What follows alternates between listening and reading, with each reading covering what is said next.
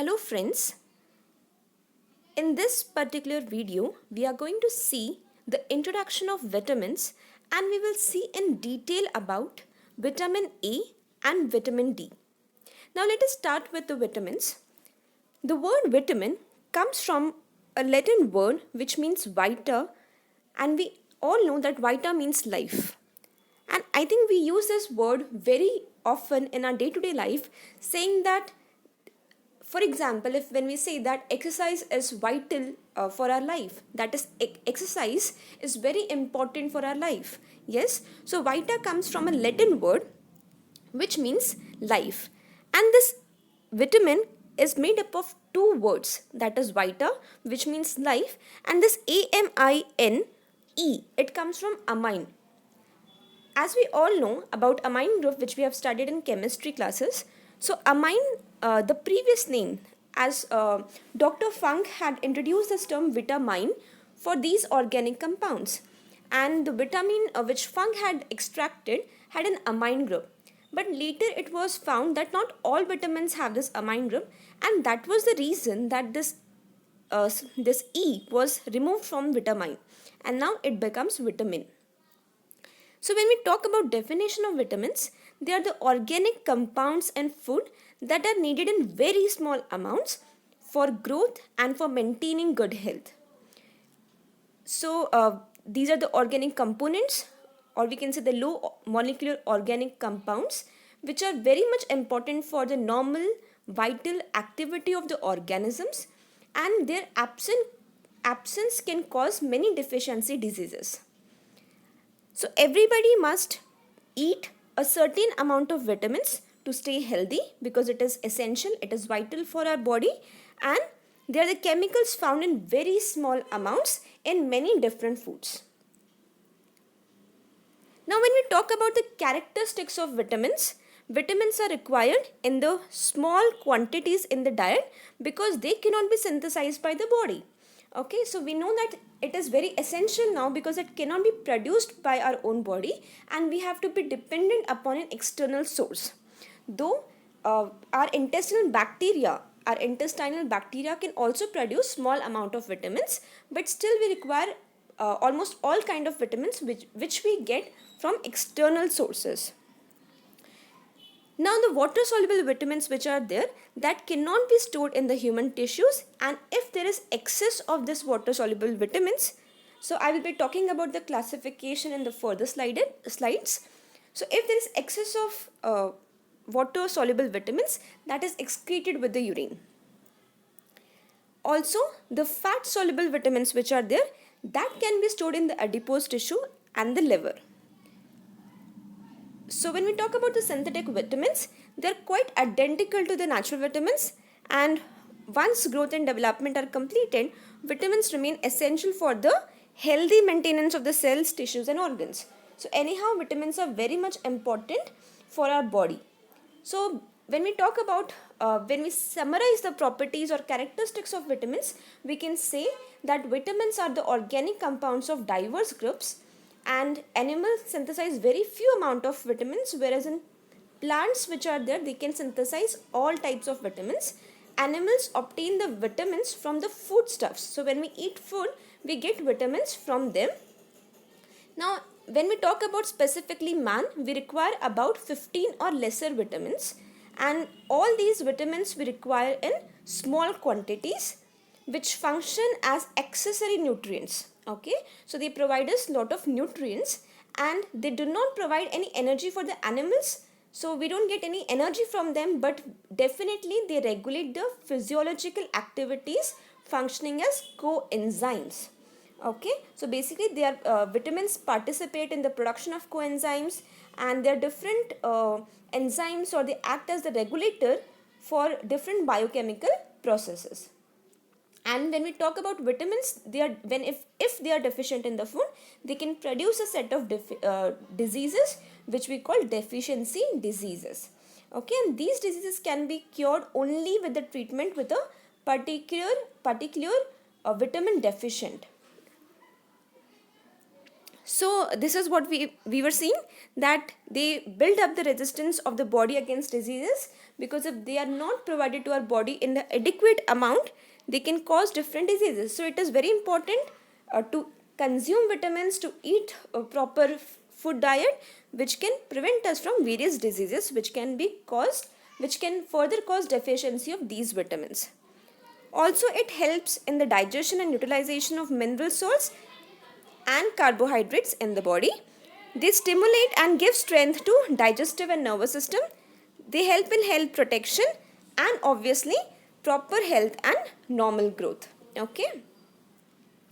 So when we talk about the classification, so the vitamins can be classified on the basis of their solubility. Okay, on the basis of solubility, it can be divided into two groups, or you can say two types. The first one is fat soluble vitamins. Okay, now what is fat soluble vitamins? Fat soluble vitamins are obviously the vitamins which will be dissolved, which can be soluble in fats, or which are soluble in fats. So vitamins that dissolve in fats are nothing but fat soluble vitamins. Because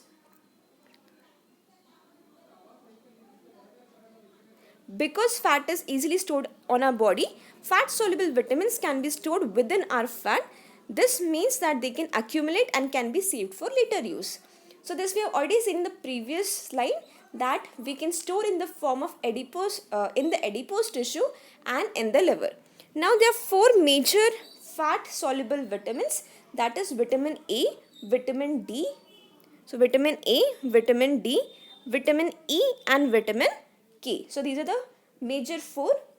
Now how we have named them, how the nomenclature has been done. So basically vitamins are named with the alphabet in the order of their discovery. Okay.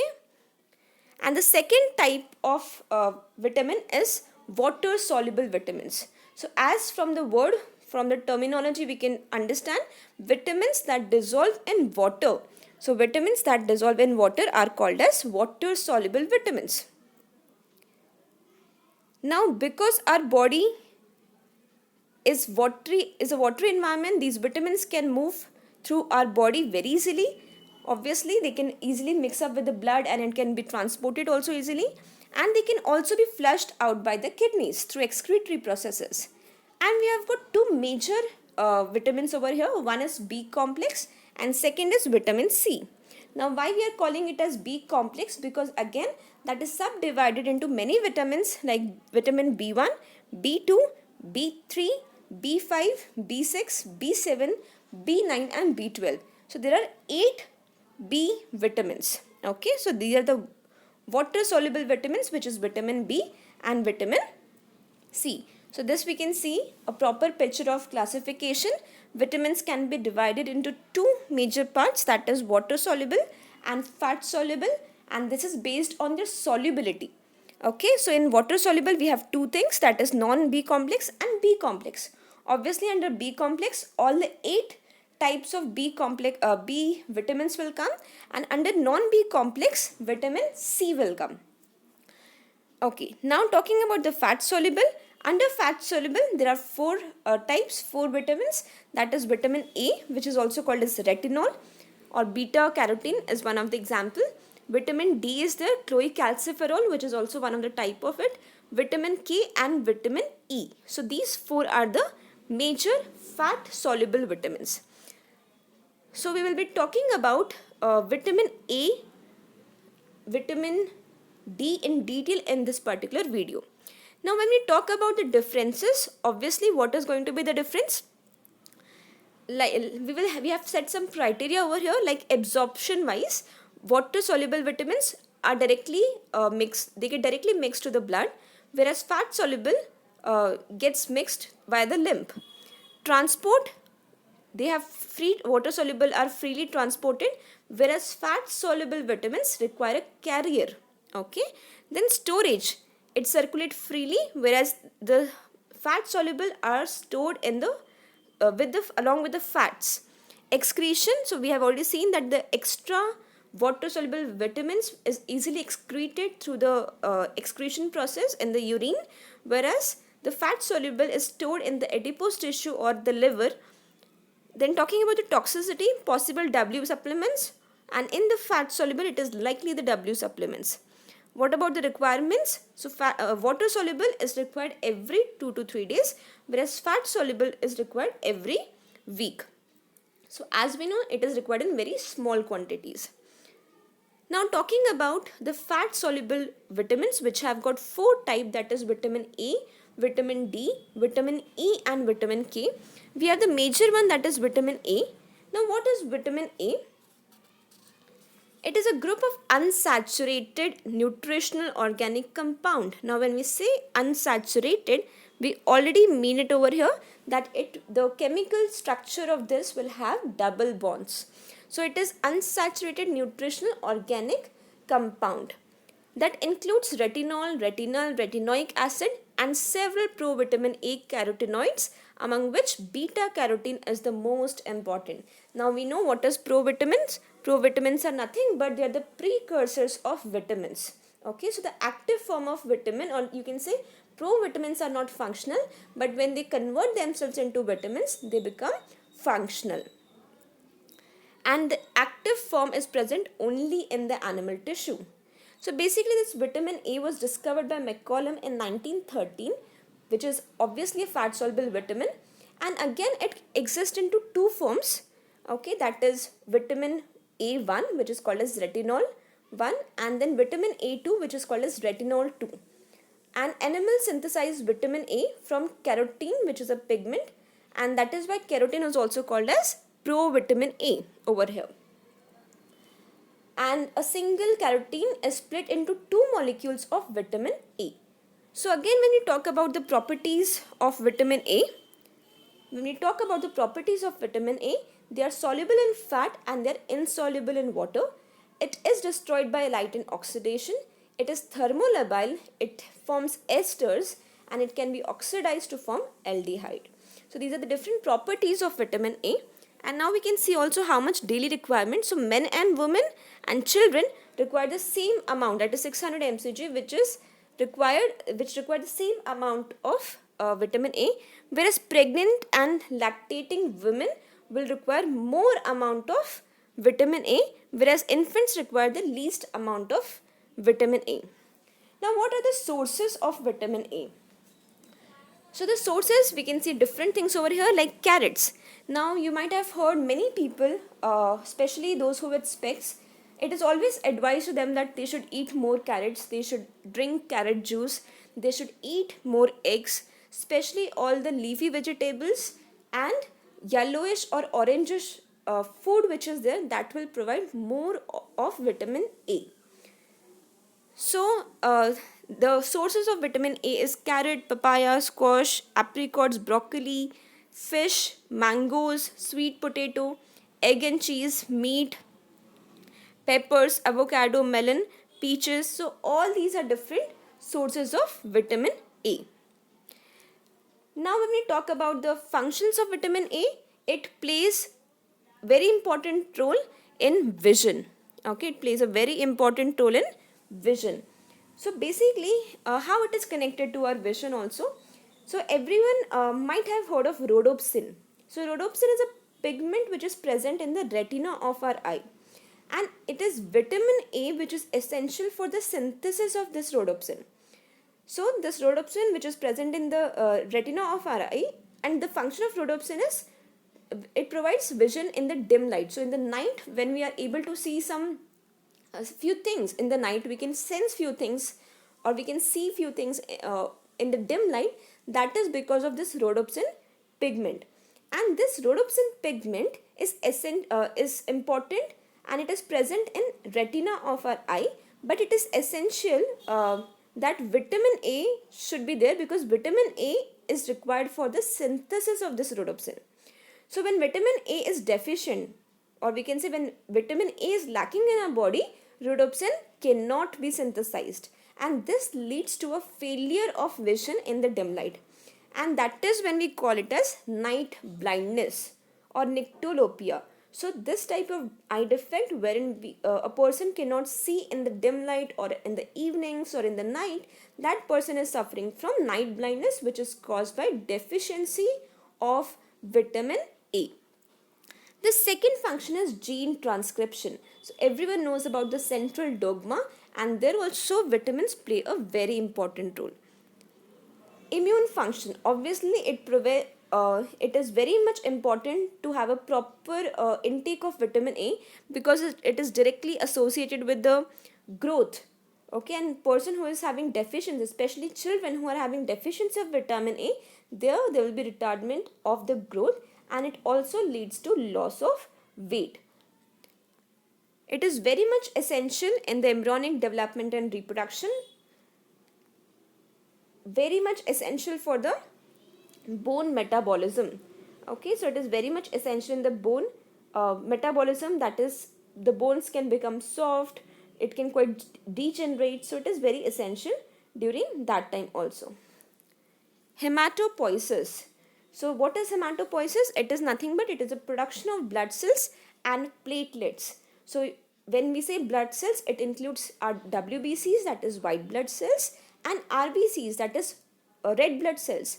And all these three major components of blood is produced by the process called as hematopoiesis, and again vitamin play a very important role, and that is also how it is connected to immune function, because we know that white blood cells act as the guard of our body. They help us preventing against the antigens.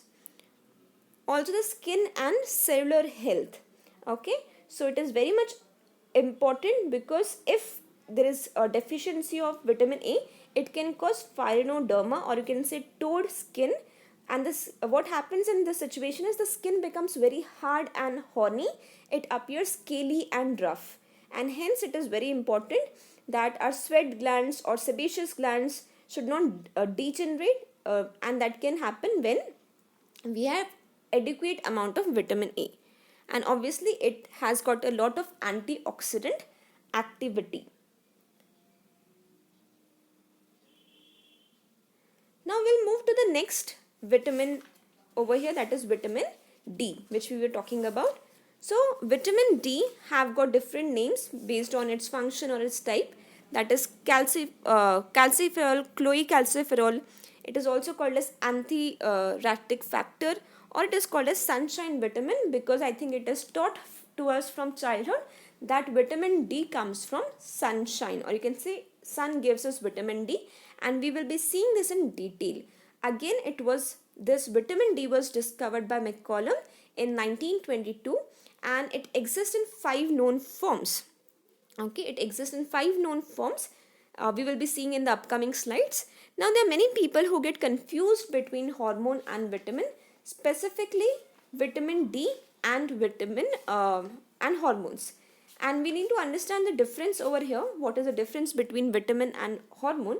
See, vitamins are they're accessory nutrients. Okay, they are accessory nutrients, whereas hormones are the regulators of different functions of our body. Vitamins are very diverse, whereas hormones are steroids or peptides of amino acids.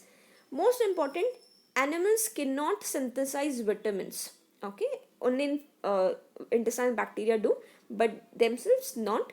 They cannot synthesize, and hormones can be synthesized, or you can say they are synthesized by the animals. We know that hormones are the chemicals which are synthesized by the body, and they perform various functions in our body. So that is how there is a complete difference between hormones and vitamins. So talking about the chemistry, vitamin D is a steroid compound, and over here it is written that is 2 forms of vitamin D.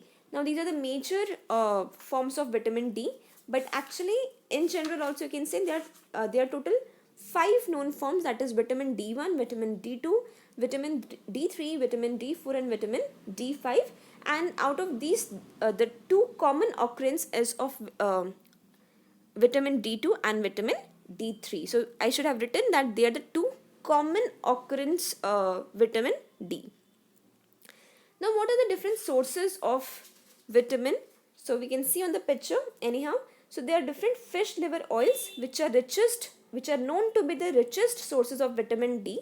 Apart from that, the butter, the milk which is there, you can see the mushrooms over here, fish is there, peas, obviously eggs, Okay, they all contain vitamin D. So we can say liver, fish, oils, milk, eggs, they are very rich sources of vitamin.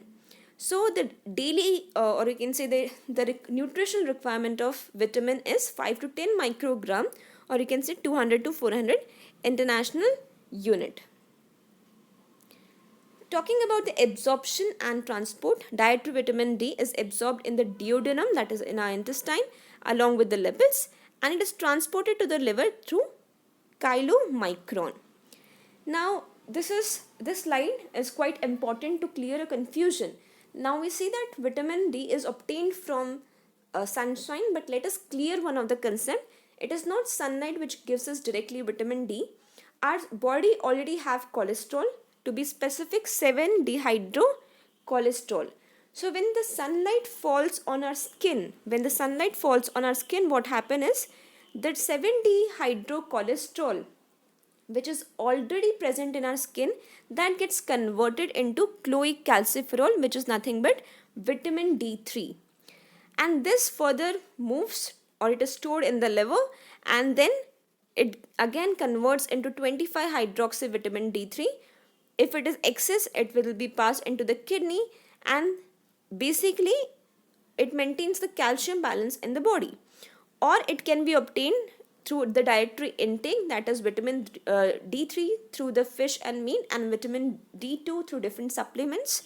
Okay, that is dietary intake. But apart from that, if our body has to produce vitamin, it is the sunlight. So when sunlight falls on our skin, this 7-dehydrocholesterol converts into vitamin D3.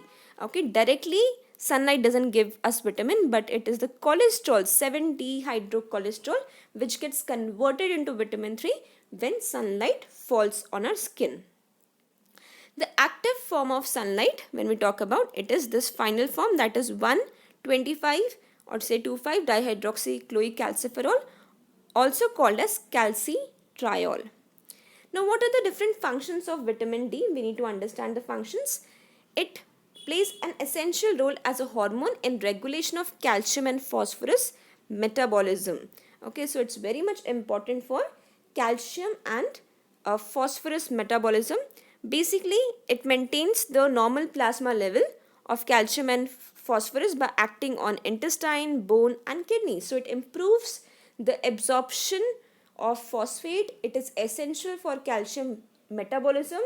Also, it helps in the deposition of calcium and phosphorus in the bones. Okay, so over here it is intestine thing. So it helps in calcium absorption in the intestine. Okay, and synthesis of calcium binding proteins are calbindins, and absorption, as we said, it helps in the absorption of in the intestine. Talking about the bone, which is the action of calcitriol, which is the active form of vitamin D. So it is believed that calcitriol has both anabolic and catabolic role on the bone. Okay, now we know that we have already seen that it has got a very important role in metabolic activity of the bones, which include the metabolic activity include the catabolic activity and anabolic activity. So how come anabolic activity? It promotes the mineralization of the bones. And how come catabolic activity? D3 along with PTH stimulates the mobilization of calcium and phosphorus from the bone. So it is a catabolic activity. That is, it helps in the deposition of calcium and phosphates in the bones. So basically also we know that it helps in the normal development of bone and teeth. Now on the kidneys, how it acts? The reabsorption of calcium and phosphorus from the kidney, and if there is excess of calcium and phosphorus, that is removed in the form of through the urine, you can say. Now what will cause deficiency of vitamin D? Okay, in this particular slide we can see what will cause deficiency of vitamin D. People who are not exposed to sunlight properly. Obviously, people who are not exposed to sunlight properly, they will not be any conversion of cholesterol to vitamin, and that will cause them issue. Inadequate supply. Obviously, if there is not proper supply through the food supplements, because anyhow animals cannot synthesize it, there will be deficiency of vitamin D. Impaired absorption. If there is any problem with the absorption of this calcium and phosphate, that can also cause deficiency. abnormality of vitamin D activation, that is when we talk about the activation in our body through different cycles, or you can say different reaction. If there is if the reaction doesn't go well, if there is any abnormality in that, then also vitamin D can be deficient and resistant to the effects of 125 dihydroxy vitamin D3. So if the body, if the cells are resistant to it, that can again cause deficiency of vitamin D. Now what will happen if the deficiency of vitamin D will be there? It can cause obviously rickets. So in children we say deficiency of vitamin D cause rickets in children, and in the adults it causes osteomalacia. So it causes osteomalacia in adults. Let us see through the pictures what is the meaning of it.